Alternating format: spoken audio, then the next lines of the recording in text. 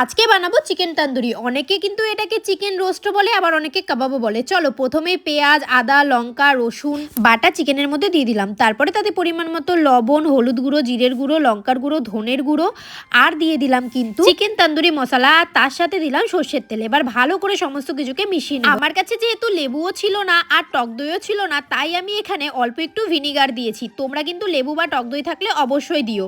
এবার এটাকে কিন্তু গ্রিল মেশিনে আমি দিয়ে দিয়েছি গ্রিল করার জন্য। আর নিচে যে কয়লাগুলো দেওয়া, ওটাকে কিন্তু আমরা সর্ষের তেল বা ঘি দিয়ে ধরাই, যাতে গন্ধ না আসে। আর ওপর দিয়ে বাটার আমরা মিশিয়ে দিচ্ছি।